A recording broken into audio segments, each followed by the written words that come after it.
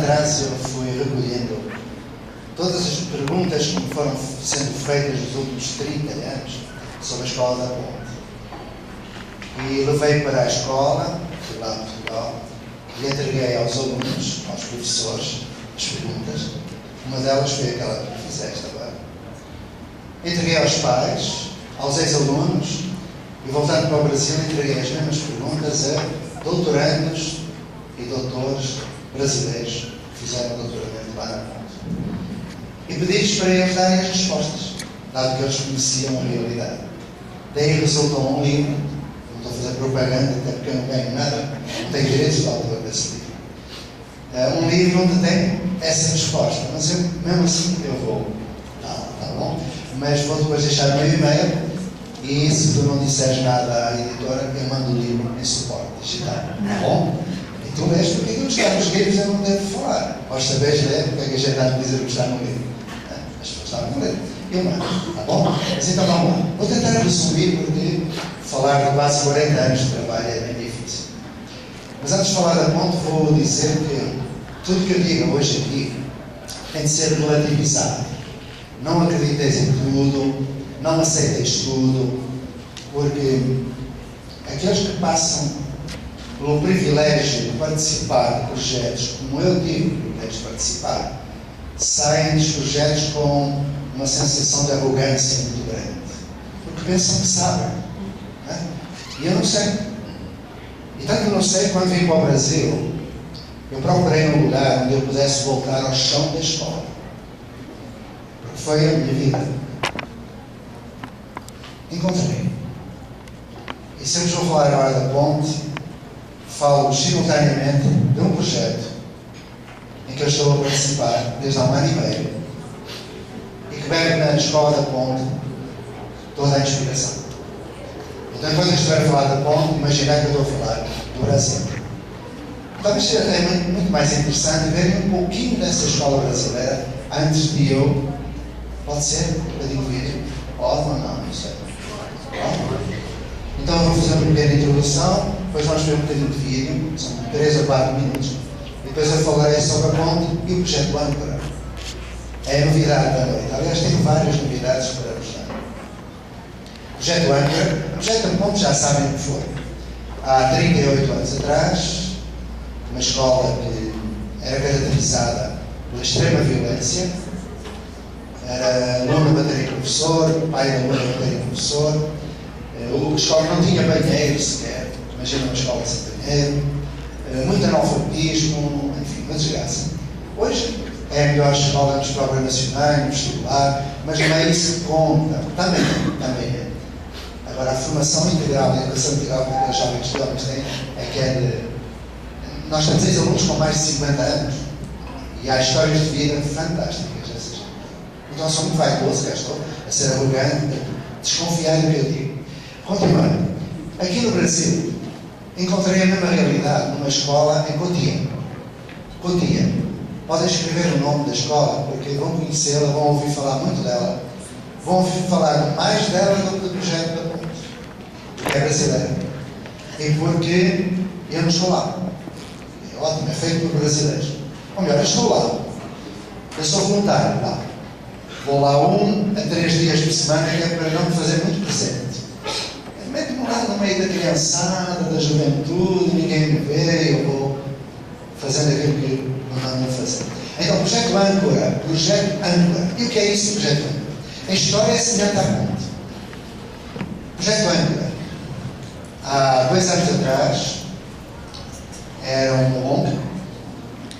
Há 10 anos antes eu fui visitá-la, fiz lá uma palestra e o homem que instalou aquela ONG e gastou toda a sua fortuna naquele espaço, ele disse no final: professor Pacheco, ajude, porque nós aqui fazemos contraturno para tentar pelo menos salvar alguns no destino certo, que é morrer entre os 20 e os 30 anos. Porém, eu lembro da frase que ele disse. Porém, diz ele, é quase como tentar enxugar gelo. Esta frase deixou-me com não é? A pulga atrás da orelha, enxugar gelo. Esta é a metáfora excelente. E era mesmo assim. Ele dizia: nós fazemos contraturno, vêm os jovens, 14, 15 anos, não sabem ler, não sabem escrever, vêm para aqui, fazem capoeira, fazem pintura, fazem circo, porém no dia seguinte chegam batendo, xingando, cuspindo como antes. Ou seja, saem daqui, vão para a rua, vão para a favela, vão para a escola e voltam iguais. Ajude-me a fazer uma escola.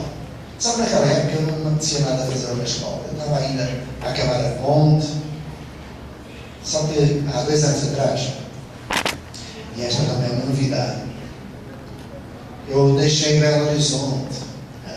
Já estamos. Deixei Belo Horizonte, com muitas saudades, fui mineirinho durante 3 anos, porque eu já tinha acabado o projeto em Belo Horizonte. Não tinha acabado, tinha começado, e depois começaram os brasileiros que façam. Não tenho nada que estar, quem faz o Brasil é o brasileiro.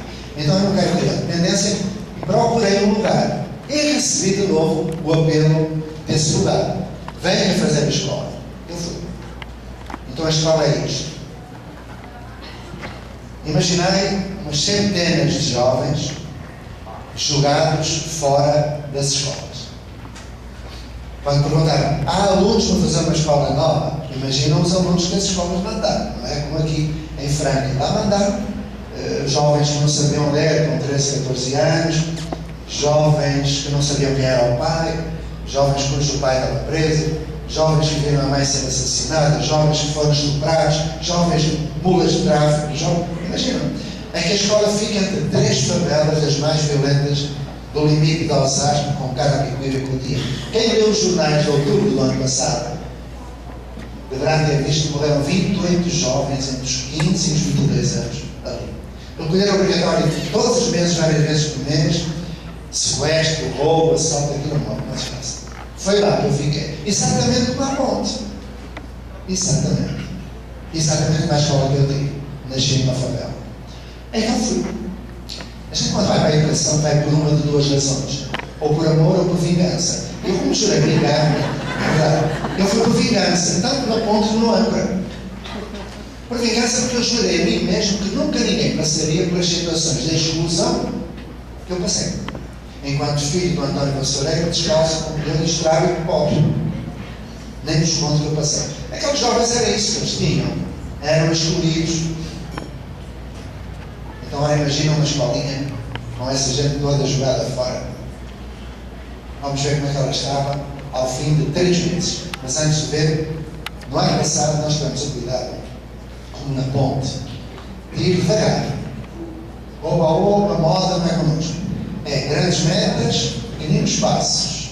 Criança não é cobaia, deve merecer respeito. Então, fomos.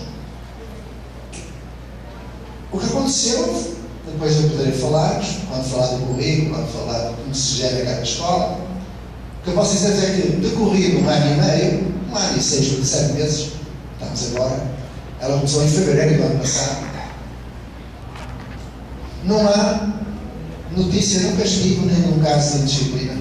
Não há. As crianças estão no nível de IDEB 10.0. São jovens jogados fora das outras escolas. 1 ano e meio transformaram-se. Pormenor, não recebemos um centavo do poder público. Pormenor, esta escola fica 10 vezes menos cara do que as escolas do município onde nós estamos. O custo do aluno ano do dia é de cerca de 5.800 reais. O custo do projeto ano é 560 reais. Não recebemos um centavo. Depois vão perguntar como é que a gente gera uma escola onde os jovens têm 3 refeições diárias com nutricionista e técnico alimentar. Tem oficinas de kart, onde o Ayrton Senna começou, de natação, skate, aulas de circo, oficinas de meditação, oficina de anatomia, oficina de mosaico, maracatu, também matemática, história, geografia, também, tudo isso. Imagina? Vamos ver um bocadinho da escola, 4 meses depois de começar. Então, uma escola brasileira, com meninos e meninas jogados fora das outras escolas. E antes de continuar com a gestão e o currículo, eu até para contar 2 pequenos episódios, vividos exatamente na época em que este filme foi feito. Esta mocinha que apareceu no final, chama-se Penha Tchetchovi. A Penha tem 65 anos, uma jovem, nunca andou na escola, nasceu no circo, vive no circo e faz parte da comunidade. Nós temos umas centenas, chega a 400 jovens, temos só 5 professores. O restante é tudo gente da comunidade. Pais, tios, avós, voluntários, como eu. E esta Penha estava sentada no circo, que é a nossa água, em fevereiro do ano passado. Eu cheguei e ela estava com um ar de preocupação. Por onde é que vem, o que é que se passa? Mais um problema. Sabes, professor, estou preocupada com o Michael. Lá é tudo Michael, Washington, é tudo. Eu disse, é verdade. Eu já vi 7 maneiras diferentes de escrever Washington. Eu já queria dizer. Quando a criança disse, eu moro na comunidade, eu perguntei, comunidade ou favela? A comunidade, favela é feio. Eu perguntei, porquê é que é feio? Porque é feio. E se for bonito? Não, é feio. Porquê é que é favela? Não sei. Queres saber? E vamos saber. E ele agora diz que mora na favela. Sabe de onde vem a palavra favela? Não. Se quiserem perguntar, eu expliquei. Tu sabes? Então depois vais explicar. Vegetação, né? É, mas tem uma história por trás, muito bonita. É. Então depois se quiserem perguntar, que eu e aqui o nosso colega vamos conversar os dois e explicar. Então, esta Penha estava sentada, perguntei, ela disse que estou preocupada com o Michael, e eu disse, mas porquê? Sabes, professor, isto é para mostrar que pessoas gerem o âmbito, né? Que tipo de pessoa? Sabes, professor, eu estou preocupada com o Michael, porque ele não sabe ler. E todos os outros já estão a aprender. Aqueles que chegaram com 12, 13, 14 anos, sem saber ler, aprenderam a ler em 3 meses. E não é não, eles leem tudo, explicam tudo. Explicam tudo. Tremendo. Então, eu disse, mas porquê estás preocupado com esse Michael? Porque ele diz que ganha muito dinheiro e não precisa de aprender a ler. Mula de tráfico. Só que já não é. Era, não é. Disse, mas porquê esse Michael te dá tanta preocupação? E a Penha respondeu, como o ar mais natural do mundo. Sabes, professor, é que foi o Michael e a família do Michael quem matou o meu filho.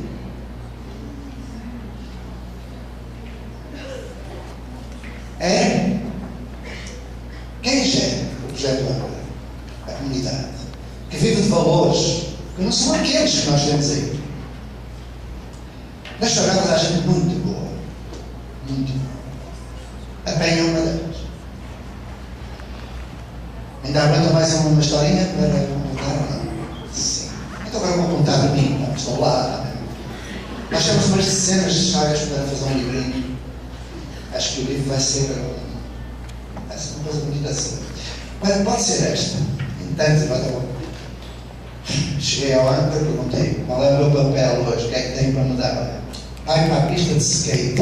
Ela foi cotoveleiras, chaprinho, joelheiros, que eu ponho o pé na tábua e caio logo, eu descaí e tal, numa festa. Eu fui lá para andar de skate, para ajudar para ninguém cair lá. Foi cuidar do skate. Não demorou nem 2 minutos. Salta lá o Michael 2, bem, pontapé, murro e tal. Olhei para aquele moço e disse, o que é que eu faço? Agarrei, foi a primeira reação. Agarrei, não se machucar, não machucar ninguém. Aí ele deu-me pontapés para trás, cotoveladas, chamou-me nomes para cima de viado, eu nem me lembro, era cada palavrão que ele dizia. Bom, agora vou fazer um perfil deste Michael, para perceber quais são os nossos alunos.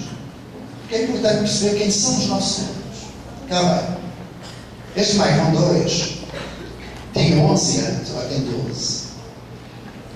O corpo dele era de 6 anos, 7. Uma barriga de subnutrição. Nunca conheceu o pai.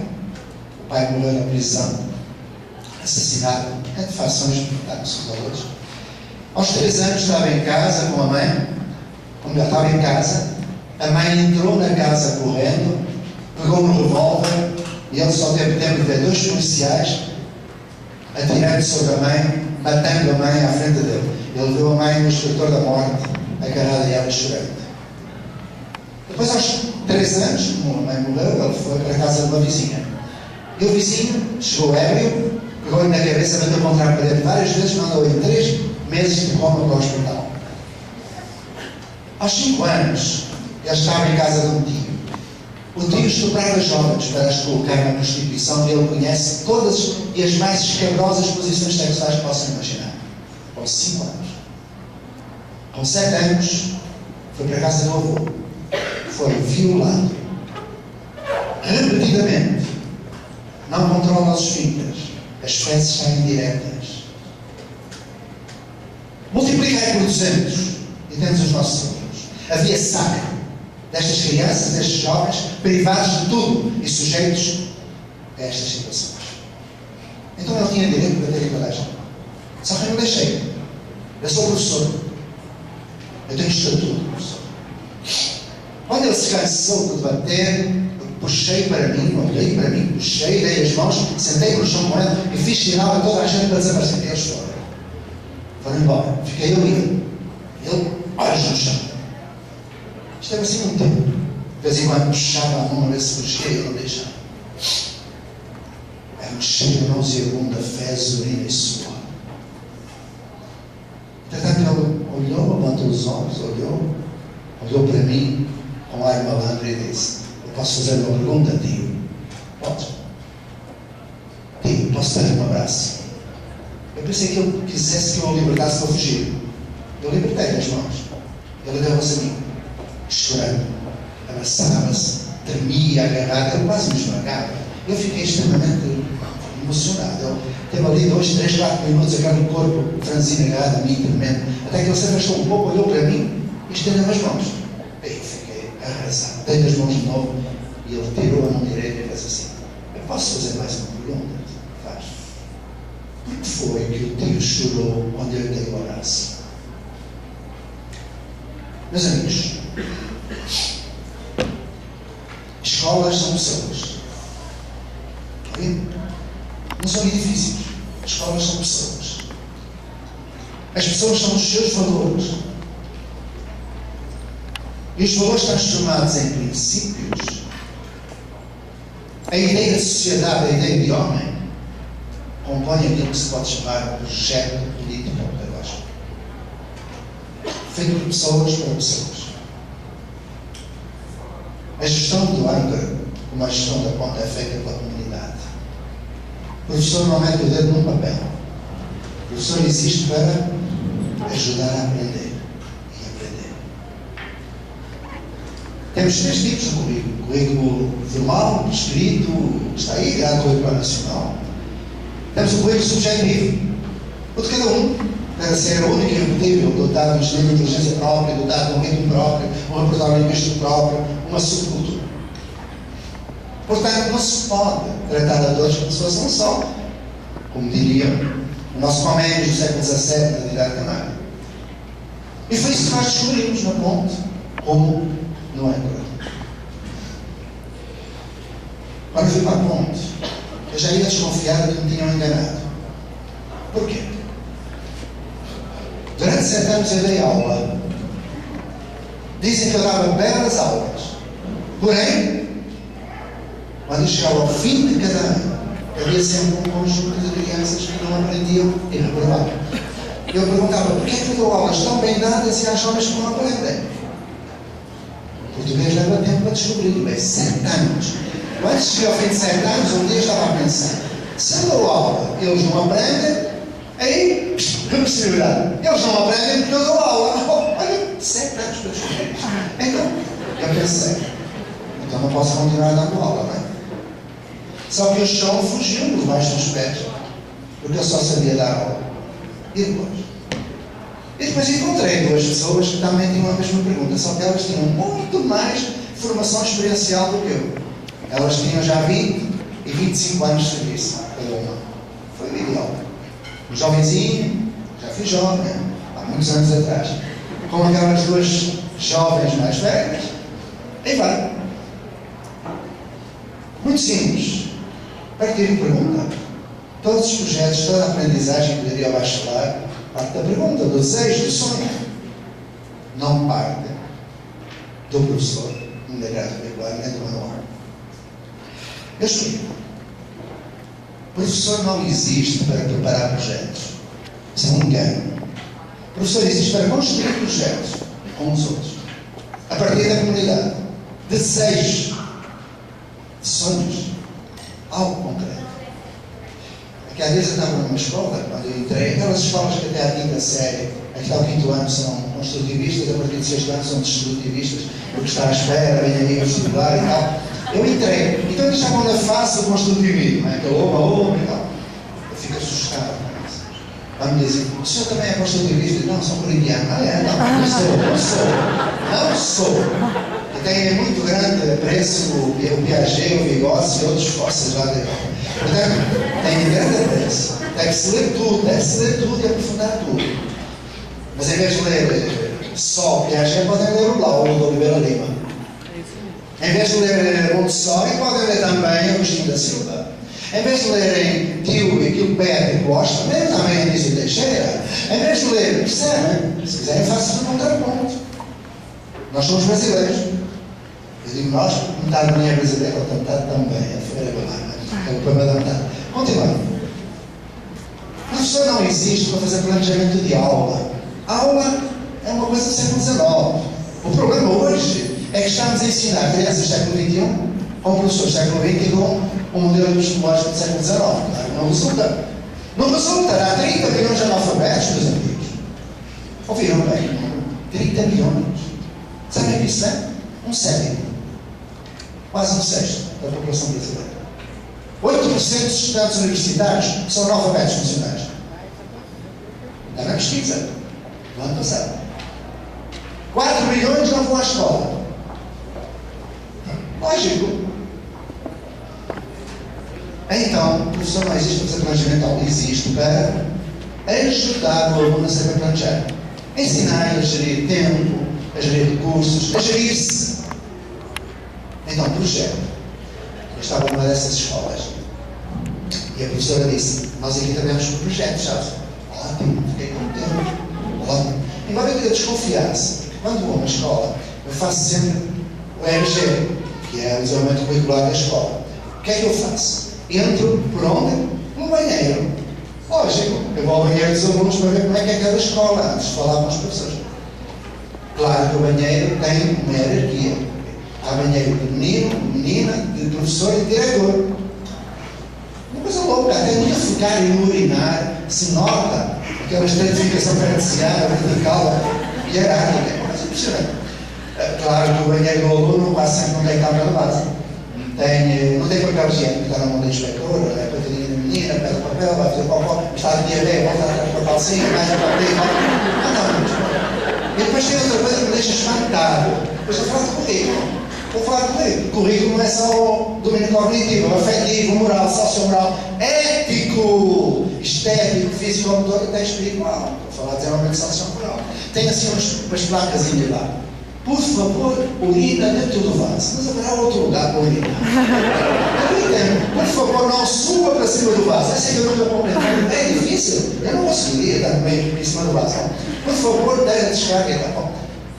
Eu tinha passado pelo banheiro. Aí fui para a biblioteca. Estava fechado. Cadeado, um lugar perigoso. Eu não falar do nome da roça, do Humberto Eco. É um lugar perigoso. Quando o cinema lá dentro, a gente tem que ter cuidado. Então metem um cadeado que é para evitar que as pessoas fiquem esclarecidas, para não votarem nos corruptos, não é?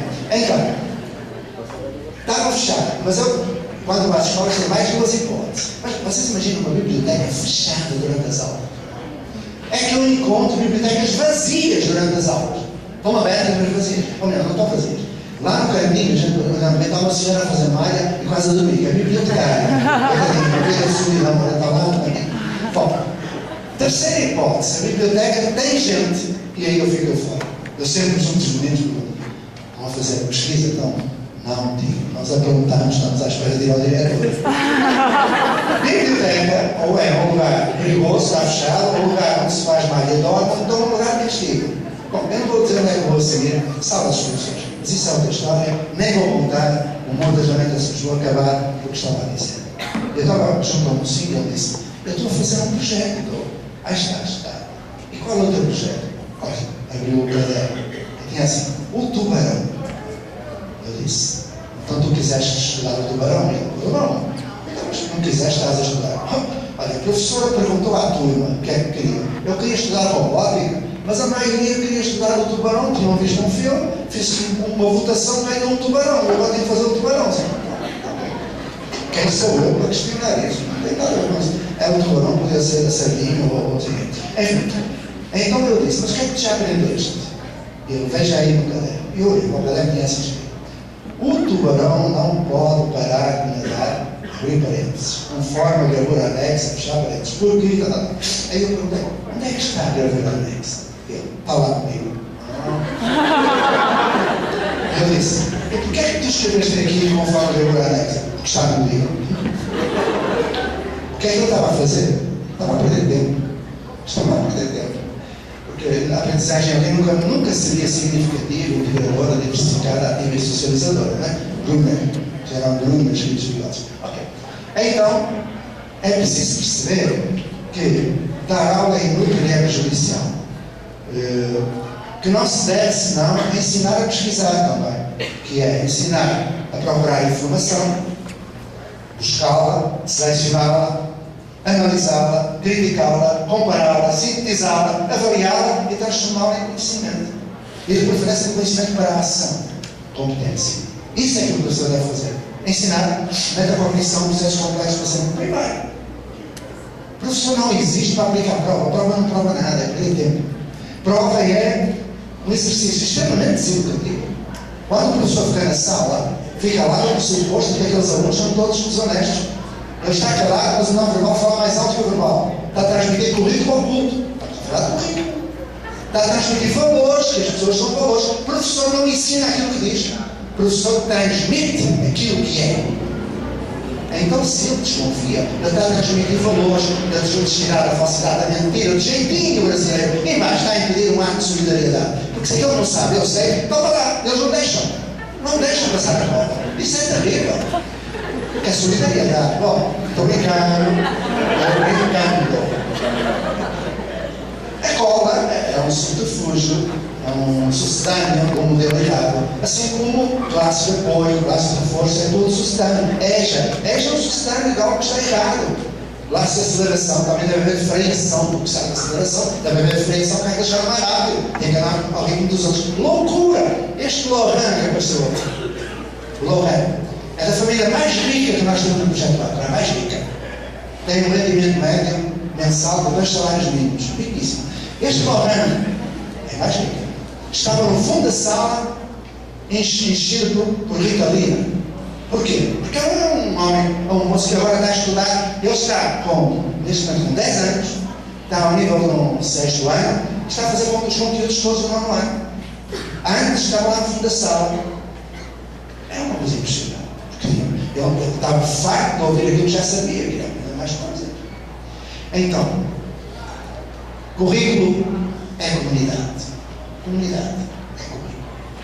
Por exemplo, num lugar do Brasil, Caiçara, uma comunidade Caiçara, a comunidade estava desaparecendo. Porque o acesso era só por barco, e porque não podiam falar professores a partir da 4ª série, porque eram preciso vários professores, e eram poucos alunos. Então os alunos na 4ª e 5ª série vinham para a grande cidade, e na grande cidade perdiam-se na prostituição do tráfico. E depois os guerrilheiros começaram a empurrar os Caiçara com promessas para eles saírem para montar uma exória. E depois a cultura toda se foi esvaecendo. Até que chegou o portuguesinho e perguntou: o que é que se passa? Nós gostaríamos de ficar aqui, mas não temos condições. Porque nós temos de fazer a grade curricular nacional, os nossos filhos vão para a cidade, perdem-se lá, já não voltam, estamos a perder tudo. Hoje, isto é há 10 anos, essa comunidade tem no currículo algo como pesca submarina, fotografia submarina, construção de casa Caiçara, construção naval Caiçara, turismo sustentável, bem, tem tudo isso.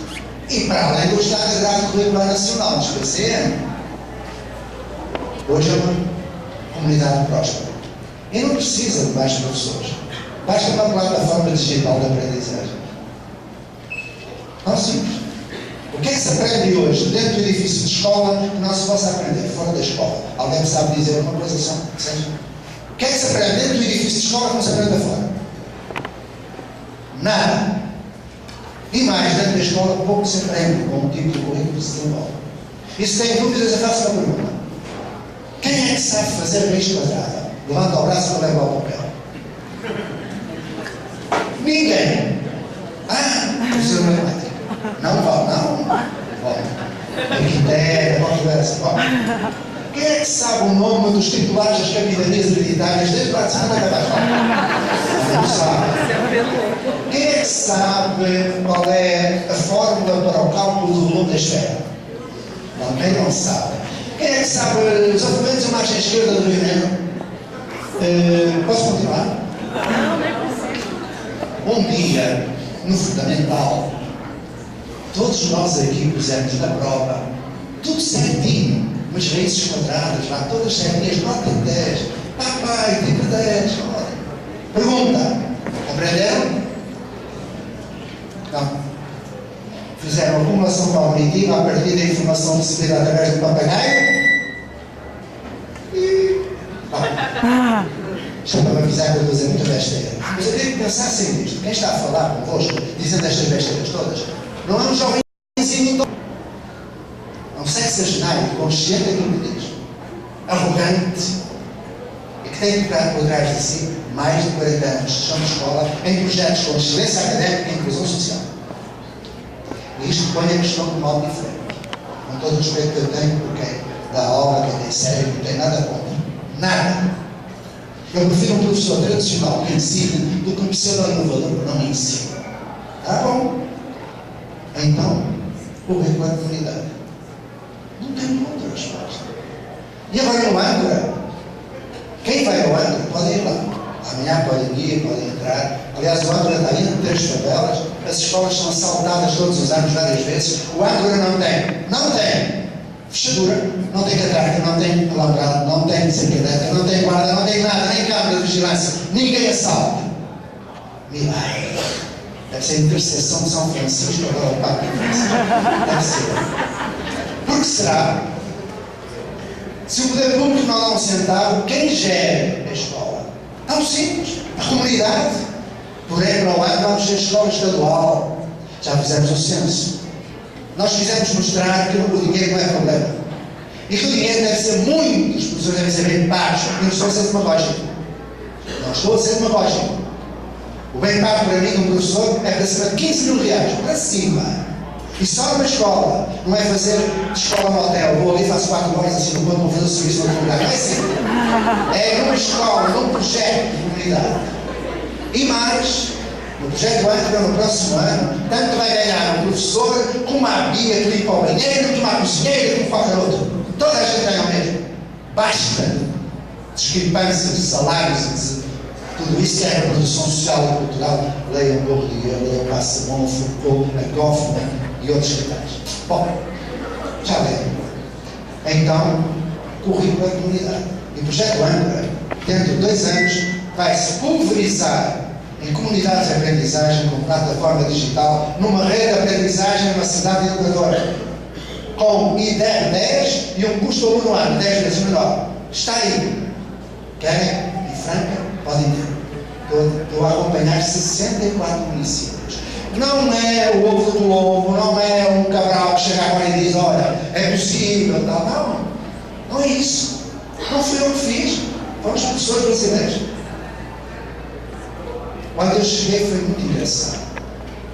Veio um senhor assim, muito respeitado lá, e disse, professor, você vai mesmo começar a escola? Eu vou. Com estes professores vai entrar numa fria. Vai entrar numa fria. Com estes professores você não vai conseguir nada. Eu disse, mas eu tenho outros professores. Não, só tem este. Com estes. Você é maluco. Já me disseram isso há 40 anos, que era louco. Agora aprendeu-se. Está lá a loucura. Está lá. A ponto está lá. Está a sair. Quando eu saí, a ponto melhorou. Então, tudo bem. Esse é um bom ano. Não estou lá, por isso é que ele vai melhorando. Então, o que eu quero dizer é que é possível. E aqueles professores estavam preocupados. Professor, então vamos fazer formação. Mas o que é formação? Sim, vamos ter formação antes? Não. A formação é um exercício praxeológico. Nós vamos trabalhar, deparar-nos com dificuldades de ensinagem, vamos procurar aos teóricos, às pessoas, à internet, uma solução para os nossos problemas. E isso, juntando a teoria à prática, é formação.